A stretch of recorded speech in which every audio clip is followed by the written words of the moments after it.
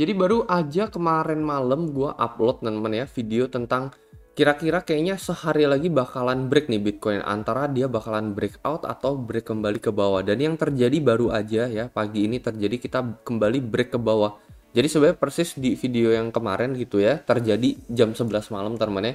Kita langsung dikonfirm break ke bawah di sini meskipun kita sempat mantul kembali ke atas. Ini persis jam 11 malam kemarin.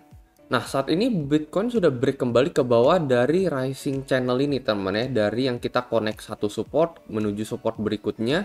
Dan saat ini kita sudah kembali berada di buku garis kuning ini lagi. Ini kira-kira apa sih artinya bagi Bitcoin?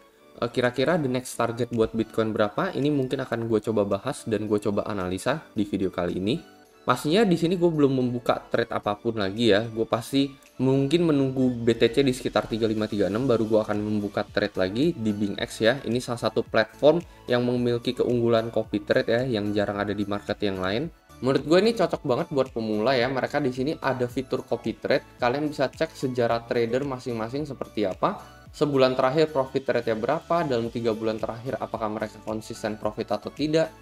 Jadi menurut gue cocok banget buat pemula. Selain itu bagi kalian yang sibuk kerja, nggak sempat mantengin grafik setiap saat, fitur copy trade ini sangat berguna teman, karena kalau misalkan mereka buka posisi, kita bakalan keikutan, mereka tutup, kita juga bakalan keikutan. Jadi cukup tinggal deposit duit doang, lalu kita tinggal follow copy trader tersebut.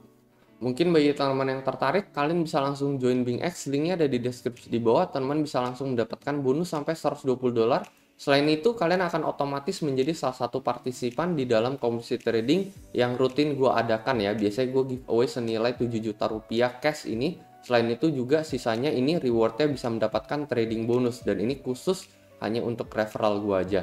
Selain itu khusus untuk referral yang menggunakan link gue, kalian akan mendapatkan bonus $20 kalau misalnya kalian deposit 100 USDT minimal di sini teman. Jadi untuk mendapatkan benefit-benefit tersebut ya, itu juga rutin gue adakan, nggak cuman sekali tetapi berulang kali ya, rutin biasanya tiap bulan. Kalian bisa langsung daftar aja menggunakan link khusus yang ada di deskripsi di bawah. Padahal sebenarnya tuh dari tanggal 24 Januari di sini ya, lalu di tanggal 24 Februari ini kita gambar satu connecting line teman. Dan sebenarnya ketika di tanggal 18 April ini kita sentuh lagi nih persis garis ini ya. Jadi ini momen yang cocok buat ngelong ya, karena kita berada di support di bagian connecting line ini dari symmetrical triangle gitu ya, bagian support dari symmetrical triangle. Ini exactly persis sentuh, lalu kita kan udah mantul nih. Ibaratnya kita udah kembali mantul, dan gua ada bilang ini polanya mirip banget sama yang satu ini teman-teman ya. Jadi pemantulan yang satu ini. Bedanya apa? Bedanya koreksi yang satu ini jauh lebih dalam gitu. Kalau yang ini bisa bertahan di koreksi 50% ya, Fibo 0,5. Kalau misalkan yang satu ini dia cuma bertahan, dia bahkan jebol sampai 786 teman ya. Jadi sebenarnya koreksinya jauh lebih dalam. Gue expect kemarin ketika kita di Fibo 618 ini teman ya, ini kalian lihat candle hijau ini ya. Jadi ketika kita mantul dari sini, gue expect dia bakalan mantul kembali ke atas, tetapi nyatanya kita malah break kembali ke bawah. Ini adalah bad sign teman ya, satu candle sell off yang satu ini terjadi tanggal 22 April. Ketika persis ini terjadi di tanggal 22 April, gue juga udah bikin video bahwa kayaknya temen ya, kecenderungannya 60% kita bakalan lanjut bearish ya, semenjak gue melihat satu candle sell off sebesar ini, min 2,86% terjadi di tanggal 22 April, dan dengan total koreksi itu sampai 786 di sini ya. Ini adalah pertanda 60% bearish lanjutan kemungkinan bisa terjadi, dan dari sideways yang satu ini kita sudah mengalaminya teman, bearish lanjutan ini sudah terjadi. Jadi kira-kira next target buat Bitcoin berapa? Sama seperti di video sebelumnya ya, gue bilang mungkin untuk Bitcoin masih bisa ke level 3635 ya, karena kalau misalkan kita gambar gitu ya, symmetrical triangle seperti apa, sebenarnya ini juga bisa digambar kurang lebih seperti ini teman ya. Ini masih nyentuh antar satu garis dengan yang lainnya. Cuman ini kan gue exactly gambarnya itu persis dari bawah ke paling bawah. Kalau misalkan buat ngelong ketika kita baru aja break support, ini menurut gue cukup riskan teman. Kalaupun pengen ngelong, seenggaknya menurut gue nunggu mantul seperti ini teman, momen mantul terus habis itu kita kembali break support lagi. Nah ini cenderung oke lah biasanya ya, ketika dia udah kasih momentum reversalnya, cuman dia kembali break support lagi, tuh cocok banget buat ngelong.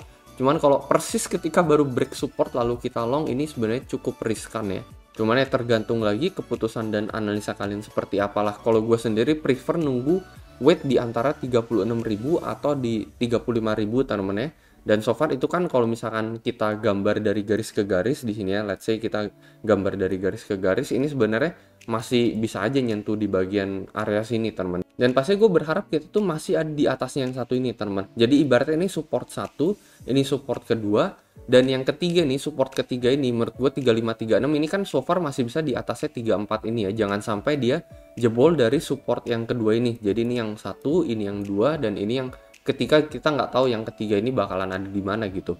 Cuman ya gue berharap dia masih tetap di atasnya 2, karena kalau misalkan dia di bawahnya dari support kedua yang terjadi di tanggal 24 Februari ini, nah itu momentum dimana gue bilang ada potensi Bitcoin bisa aja menuju ke level all the way ke level 31.000 ini skenario terburuk buat Bitcoin ya, mulai dari pola ABCDE nya. ABC-nya nih kalian perhatikan, ini sangat amat mirip dengan pola yang terjadi di tanggal 14 November ini, mulai dari ABCD, ABCE di sini ya. Kalian perhatikan ini semua sama persis exactly teman. Dan ini adalah worst case teman-teman, kalau misalnya ini terulang lagi di area saat ini, di skenario saat ini. Ini adalah worst case scenario dan most likely ini bisa happen ya, bukan berarti mustahil kalau misalnya kita break dari level 34.000 ini. Contohnya apa? Contohnya ya yang barusan aja terjadi kemarin, let's say lah teman-teman ya. Ini kalian perhatikan, ini kan kemarin kan kita sideways dalam beberapa hari teman. Kita mengalami support yang makin lama makin tinggi di sini ya. Jadi ini support yang satu di sini, ini support yang kedua ya, ini lebih tinggi dari yang sebelumnya di sini ya. Ini yang satu, ini yang dua, lalu yang ketiga ini juga lebih tinggi dibandingkan yang kedua. Ini versi skala yang lebih kecil aja. Tadi kan skala besar ya, kita main harian. Ini versi skala lebih kecilnya aja. Ini misalkan 39320, di sini kan 39301. Jadi so far masih lebih tinggi, yang ini 39197. Jadi yang kedua ini juga lebih tinggi dibandingkan support yang pertama ini. Dan momen dimana kalian perhatikan di satu candle yang satu ini di tanggal 24 April jam 11 malam kemarin ya, kita break support melewati, bahkan melewati 3 dan melewati 2 gitu ya. Jadi kita ngebreak support sebelumnya, kita membentuk newer low gitu ya. Jadi udah nggak higher low seperti ini, tetapi di sini kita break teman-temannya di sini ya. Dan apa yang terjadi dalam beberapa jam kemudian, kita kembali terbreak teman, kita kembali breakdown lagi, kembali terkoreksi harga Bitcoin. Itu sebabnya kenapa gue bilang ya, ibaratnya kita nggak boleh membentuk support yang lebih rendah dibandingkan support kedua ini. Karena kalau misalnya let's say kita ke level 33.000 sekian gitu ya, itu pasti cenderung nggak bagus buat Bitcoin, dan bisa jadi skenario yang satu ini yang kita bilang ini sampai ke level 30.000 atau 31.000 itu bisa terjadi buat Bitcoin.